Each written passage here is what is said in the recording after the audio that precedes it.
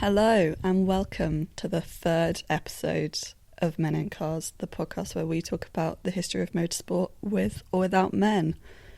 Guys, I can't believe we're on the third episode. It's crazy. I'm getting through my list of topics fairly quickly. I'm going to need to think of some more good ones. So, yes, I hope you are all doing well. I hope you have a good week.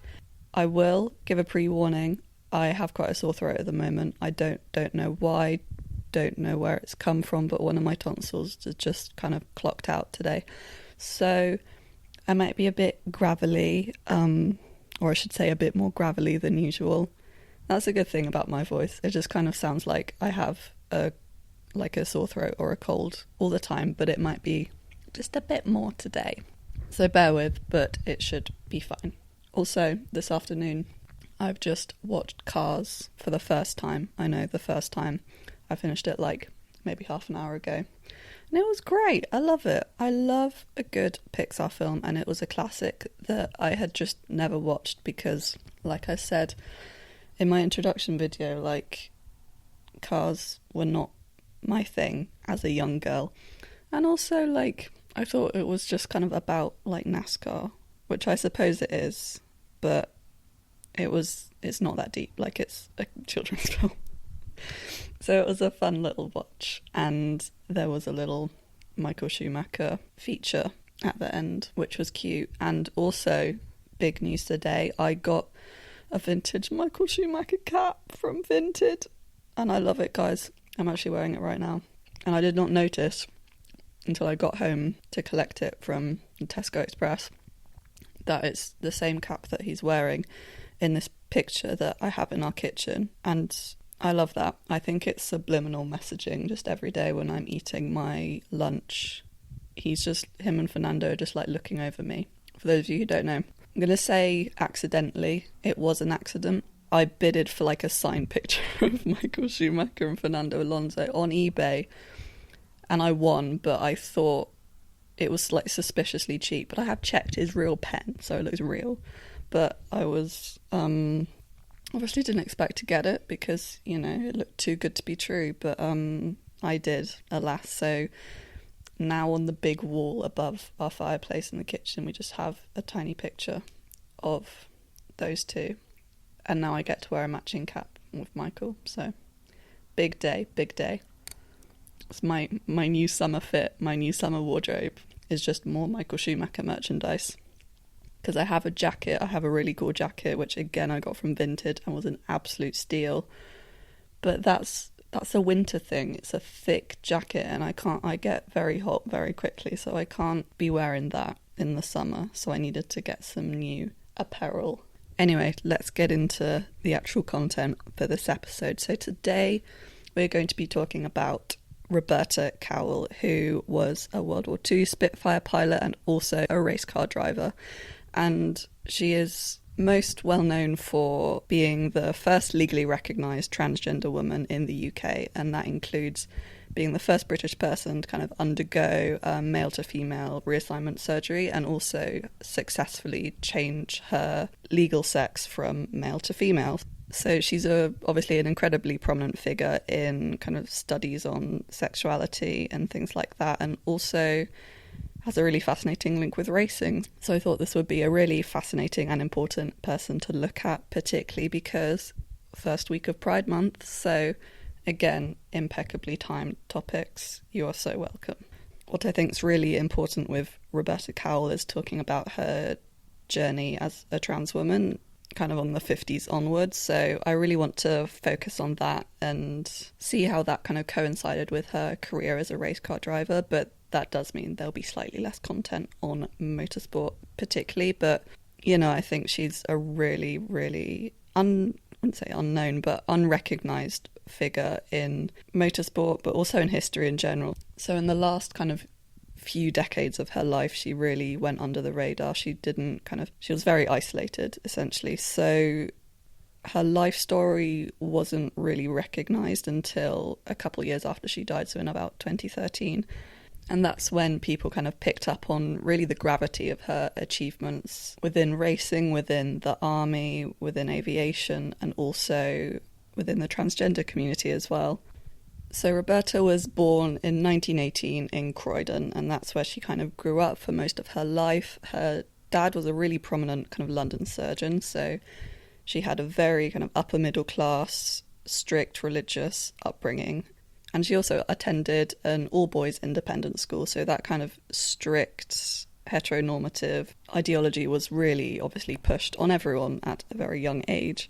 And as a young child, she really gained enthusiasm for engineering when working with cars, not only kind of racing them, but also building them, developing them. And because she lived in Croydon, so quite close to Brooklands, she would sneak into the pits at Brooklands, kind of disguised as a mechanic when she was a teenager, and observe the mechanics and try and, be as close to cars and as involved in racing as she could.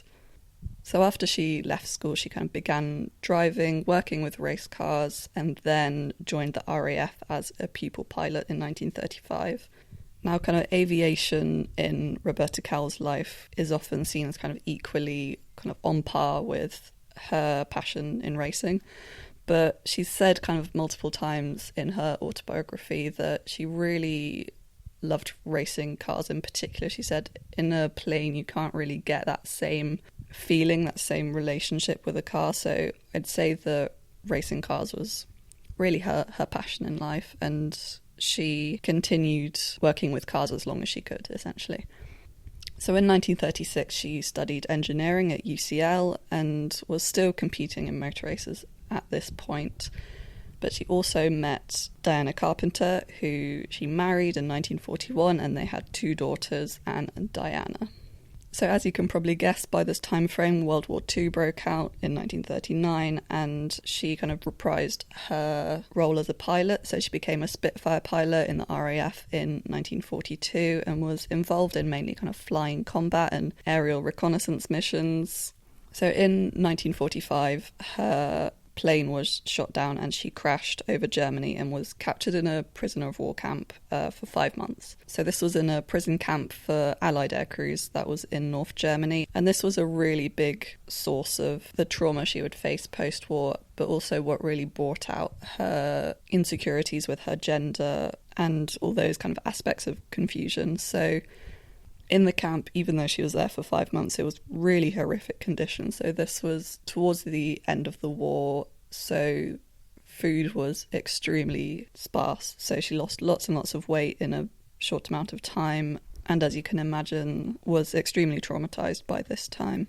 So after the war, Roberta really honed in on her racing career. She would kind of build and race cars in order to earn a living, basically, after the war. So even by 1939, she was a really prolific racing driver, particularly at Brooklands, driving really top models of cars such as Maseratis, and went on to win the Antwerp Grand Prix, also the Land's End Trial, which she actually won back when she was 18. And after developing her racing skill post-war, she won a hill climb auto race in 1957. And after this, she also set up many businesses kind of around Surrey, kind of relating to K-motoring. Now, I suppose you could say that her motoring career kind of progressed over this time frame pretty evenly, but it really kind of ebbed and flowed and kind of drew to a close in the 1970s, and this was for lots of reasons, partly surrounding the discrimination she faced being a trans woman in a predominantly male sport. That must have been extremely challenging. I know if you look at the dynamics of queer people in sport even today, it's very difficult. There are a lot of people who are extremely prejudiced. So back in the 20th century, that must have been really incredibly limiting for her career.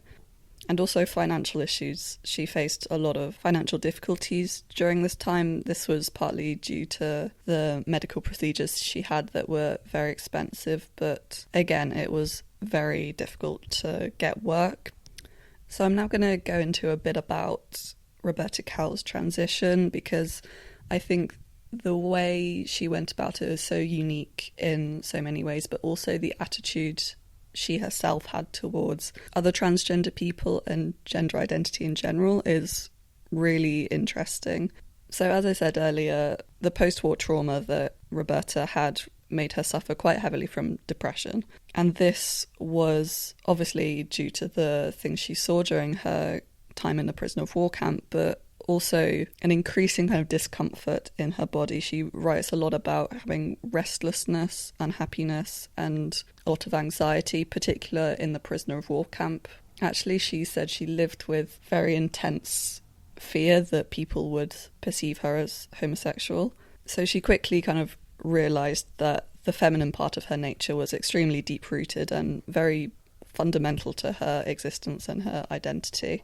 And she also kind of felt quite different physically to other men, which is really fascinating because she was examined by kind of a Harley Street sexologist who said that she had quite a few very recognisably female characteristics, such as kind of wider hips, narrower shoulders, a not very prominent Adam's apple. So throughout her life, she really identified as being born as intersex and saw the transition from identifying as male to identifying as female as more of a corrective process that was remedying a medical condition that she had or was born with. So in 1948, Roberta separated from her wife and began taking estrogen, so kind of starting her transition into outwardly presenting as female. And during this process of separating from her wife, she really just cut all ties with her family, which is an aspect of her life that's very heavily focused on, I find, in a lot of obituaries about her. I think it's quite shocking to a lot of people that she chose such a life of isolation after that. So for her children in particular, after she left her family in 1948, she never saw her children again, which is really, I suppose, unimaginable to lots of people that have children. But I think perhaps she recognised that her transition would be quite a difficult thing for lots of people to comprehend. And her wife definitely felt extremely kind of shocked and humiliated. And throughout her children's lives, they heard so many rumours about the circumstances under which their father had transitioned. So it's really interesting to see their perspective on it, I suppose. So in 1950, Roberta met Michael Dillon, who was a physician and also a transgender man. And he was kind of willing to perform a gender reconstructive surgery on Cowell, which at the time was still legal.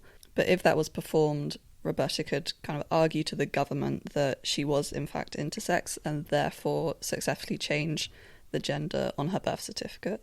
So on the 18th of May 1951, Roberta Cowell officially identified as a woman, and she really makes a point of this specific date in her transition. She marks this very specifically as the day she quotes, physically, psychologically, glandularly and legally identifies as a woman.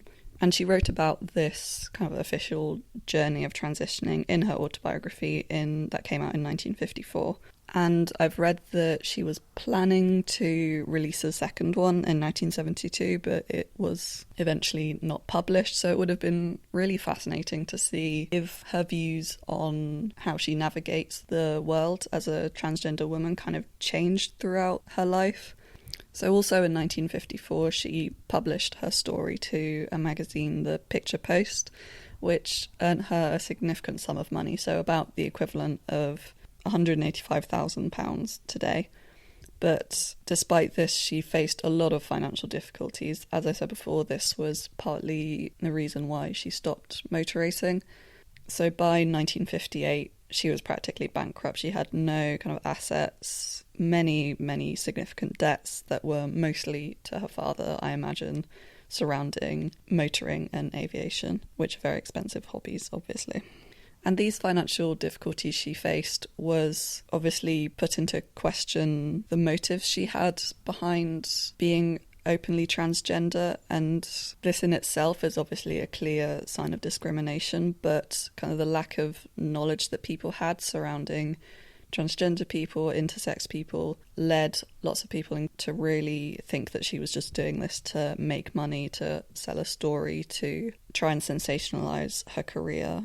So as she got older, she did her last interview in 1972, which revealed a lot of her views on particularly the transgender community and other transgender individuals. So she really heavily identified with being intersex, and she used this a lot in this particular interview to distance herself from transgender people. And she also, I think, wanted to try and gain some credibility and reassurance from others that she was fundamentally a woman. But also, this is followed by a lot of really kind of transphobic comments. After talking about how her condition, she called it, as an intersex person, meant that her chromosome variation was different to a typical male chromosome variations. So she was born with XX chromosomes instead of XY. And after this, she really expressed her distaste with people who were born with male XY chromosomes who wanted to transition completely to being a woman. She spoke kind of also very poorly about transitioning medically. She said she wouldn't recommend it to others and that perhaps other people wouldn't be able to mentally handle that change. You look at particularly other queer figures from this time, there's quite a similar kind of sentiment, and I think it is entirely down to such deeply rooted kind of patriarchal and homophobic sentiment in society that you can't really pin anything down to one specific figure. So after that interview in 1972, she retired from public life and was in relative isolation. She lived with her partner Lisa until she unfortunately died in the 80s. So for her final years, Roberta was really as under the radar as you possibly could be. Even after she died in 2011, as I said before, kind of writings and obituaries about her really only came to the surface in about 2013. So the lengths in which she went to distance herself from public life and from her family really meant that her story went unspoken for quite a long time. So that is all I have for today. I hope you've enjoyed this episode about Roberta Cowell. I'm not sure how long this will be. It might be a bit shorter. But I think the episode about individual figures will probably be a bit shorter in general, just because I don't want to kind of drag anything out or repeat myself, particularly as we go through more particularly female figures. But who knows? I don't really set a specific time frame for these episodes. I just kind of talk and edit and, we'll see. So anyway, I hope you have enjoyed this episode, and I will see you next week where we will be doing a non-women episode. Technically there is women in there, but a more general episode on IndyCar and F1. So look out next Friday for that. Kind of good timed. I didn't do that on purpose, but the Indy 500 was like last week. I suppose that's not very well timed, but anyway, if you're listening on Spotify, please give it 5 stars, follow it. Same if you're listening on Apple Podcasts or any other listening websites. If you're watching on YouTube, subscribe, thumbs up, press that little notification thing so you know when I release a new one, and I'll see you next Friday. Bye.